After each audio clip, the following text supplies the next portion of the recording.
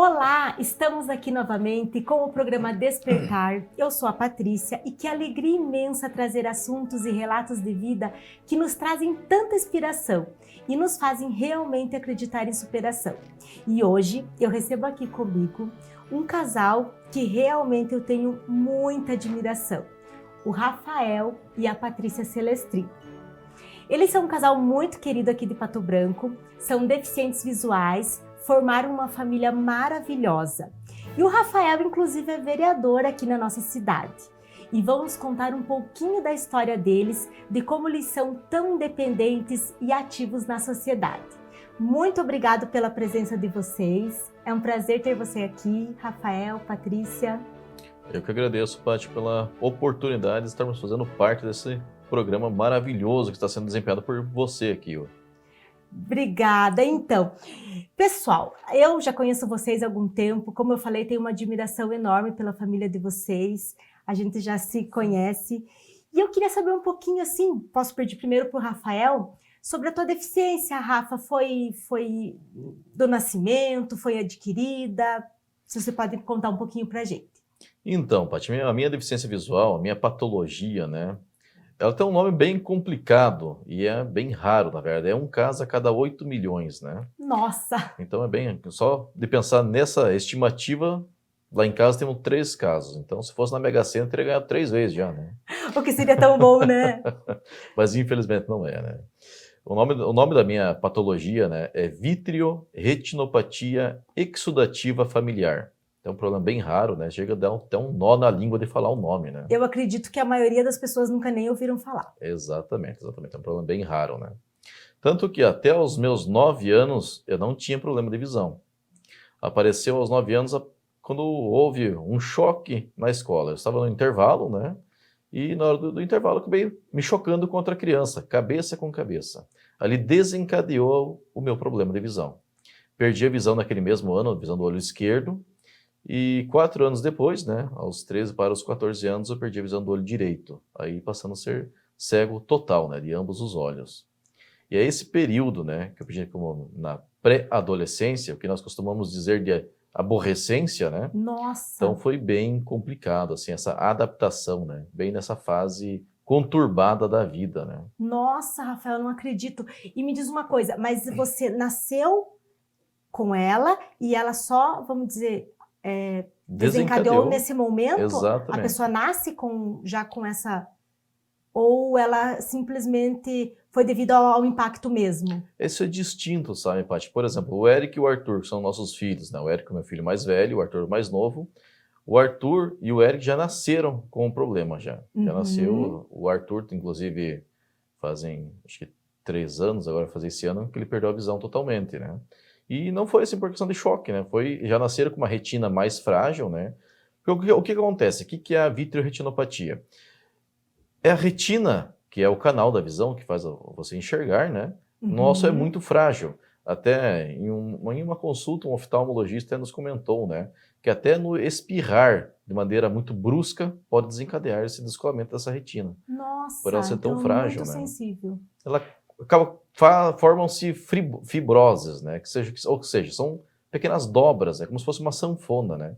E quando ela se dobra, dificilmente você consegue esticá-la novamente para ter a visão exatamente, que era anteriormente. E você, Patrícia, é o mesmo caso? Então, primeiramente quero agradecer pelo convite, né, Paty? Nós que agradecemos. Estar aqui falando um pouquinho sobre um assunto tão importante. Bom, o meu problema de visão, eu nasci com deficiência visual. Sou a única da minha família, né? Fui premiada, né? Eu nasci com catarata congênita, porém minha mãe só soube disso quando eu nasci, realmente, porque naquela época, né, 32 anos atrás, nem ultrassom não faziam direito. Então, quando eu nasci, minha mãe conta que eu não abria o olho, e quando eu abri, ela falou que dava a impressão, assim, que tinha sido derramado água fervente no meu olho. E ela se apavorou, aí foi atrás do médico e tal, e ele diagnosticou que eu tinha nascido com catarata congênita. E aí eu já fiquei internada para fazer cirurgia. Com 23 dias de vida eu fiz a primeira cirurgia da catarata em um dos olhos. E aí, consecutivamente, vieram outras cirurgias, o que foi melhorando, assim, a minha visão. com em torno de 1 ano e meio de idade, mais ou menos, eu enxergava quase normal. Aí apareceu o glaucoma. O glaucoma congênito também, que ele aparece ou quando o bebê nasce ou geralmente na primeira infância, né? E ele vem junto com a catarata congênita. Então... Já era uma... Poderia acontecer. Poderia acontecer. Já estavam de olho, vamos dizer. Isso. E aí apareceu e a tendência foi ir piorando, né? E aí quando eu tinha 6 anos de idade, eu fiz a última cirurgia no olho direito. E eu era muito inquieta, muito espoleta. Eu bati a cabeça 15 dias depois que eu tinha feito a cirurgia. E nessa batida na cabeça, eu acabou dando um deslocamento no meu olho, deu um derrame. E aí eu acabei perdendo totalmente a visão do olho direito. Aí, isso nos volta dos 6 anos. Isso, com 6 anos mais ou menos de idade. E com 11 anos eu enxergava um pouquinho ainda do esquerdo. Com 11 anos também eu sofri uma pancada, mas aí foi bem em cima do olho. Que eu acredito assim, Paty, que quando é pra ser, não tem, acontece, porque é uma coisa bem sem explicação, assim. Eu fui me abaixar e acabei batendo em cima do olho, assim, na quina da porta do carro. E aquilo já... Era pra ser, Era parece. pra ser. Aí perdi totalmente. Então, dos 11 anos, né, já perdi totalmente, virei deficiente visual total. E me conta uma coisa de vocês dois, quem quiser responder primeiro a parte ali. Então, Rafa, você não nasceu com o Braille já, você teve que se adaptar na tua vida escolar. Naquele momento que você perdeu a visão, você estudava no ensino regular, provavelmente? Exatamente, ensino regular. Eu ingressei no Braille na segunda fase do ensino fundamental 2, né? Eu estava já na quinta, na época era da quinta para a sexta série, né? Já estava um mocinho. Exato, era bem na pré-adolescência, né? Na revolta. Acontece bem aqueles tumultos da vida, né? Você está escrevendo ali a caneta, lápis, a tinta, que a gente costuma dizer, né? E de repente, do dia para a noite, você tem que passar para o Braille.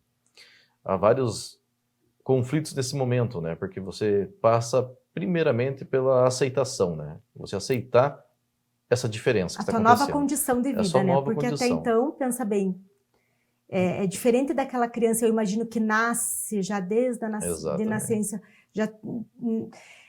Ali você teve que reaprender, se reconstruir. Exatamente. E a questão social também, né? Você, a partir daquele momento, você encarar os seus amigos, né? Até ontem você estava no mesmo pé de igualdade com eles, né? Com material, com caderno, de repente agora você mudou, está no Braille. Tem um choque, assim, que é o que muitos, né, acabam entrando em depressão, né? Que acontece muito, assim, com as pessoas que perdem a questão da visão, né? No nosso caso em específico, né? Principalmente se era visual e deixa de ser, né? Exatamente, exatamente. E você, Paty, já desde sempre, porque com 6 aninhos ali para 7 você também já tinha perdido um, então você teve contato com o Braille mais cedo?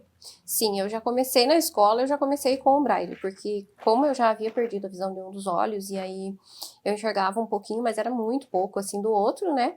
Então eu já fui alfabetizada no Braille, eu conhecia as letras em tinta e tal, aprendi a assinar, enfim, mas eu já fui alfabetizada no Braille, então para mim... E vocês sentiram, assim, dificuldade? Vocês são aqui de Pato Branco, são natural daqui? Eu sim. Eu sou natural de Curitiba. Ah, e você veio adulto para cá, Rafael? Sim, eu vim para cá em 2010, né? Depois nós tínhamos casado já. Então, fazem 12 12 anos que estou em Pato Branco. Né? Entendi. Então, assim, aqui você, Paty, por exemplo, você sentiu esse acolhimento, você tinha uma professora de apoio durante a tua infância ou não? Como que era? Não, eu não tinha professor de apoio em sala de aula, eu tinha professora que na época a gente chamava de CAIDEV, né, que era o Centro de Atendimento Especializado em Deficiência Visual, onde eu ia no período oposto, né, do ensino regular. Ah, entendi. Mas eu não tinha professor de apoio. A questão material era muito escassa, eu sempre brinco assim que hoje as crianças eles têm muito mais facilidade, né, tecnologia e tudo mais, na minha época não tinha nada disso, era tudo muito adaptado, a professora tinha que adaptar tudo. A questão do material em Braille mesmo, assim, era muito dificultoso de conseguir, teve anos assim de que chegava o final do ano eu não tinha recebido os livros ainda, porque... Meu Deus, eu já estava terminando. Sim, estava terminando, eu lembro muito bem assim de uma vez que estava no último dia de aula, chegou um livro de matemática. Tipo, então, tive muita dificuldade em relação ao material, professores, infelizmente, sem preparo, sem saber como trabalhar, né? Usando aquela história, que eu não sei como trabalhar com você, não sei como fazer. Então, Então, vocês vejam, pessoal, como a pessoa tem que realmente se superar, porque além de acontecer, de ter a deficiência, ela tem que depender de terceiros para para a roda girar. Depender do âmbito escolar, depender do âmbito familiar. E com relação à família, pelo que me parece, a família de vocês, assim, não deixou vocês vitimizados, porque hoje vocês são pessoas tão independentes, se superaram tanto. A família tratava normalmente ou como que foi? Comigo, sempre fui tratada normal. Minha mãe nunca me super protegeu, assim, nesse lado. Então... A Patrícia não pode isso, não pode aquilo? Não, nunca fez isso. Então, eu queria um copo de água, ela falava, você sabe onde que tá, você vai lá e pegue. Sempre foi assim. Então, pra mim... E hoje eu agradeço isso. Muita gente criticou ela quando eu era pequena, porque não cuidava e tal. E, na verdade, não. Ela tava me ajudando a crescer como ser humano, né? Hoje eu sou muito grata a ela por isso, porque eu sempre me virei, sempre foi bem tranquilo em relação a isso. Então, pessoal, estamos aqui conhecendo a história dessa família linda. Não sai daí que vamos fazer um breve intervalo, mas já voltamos.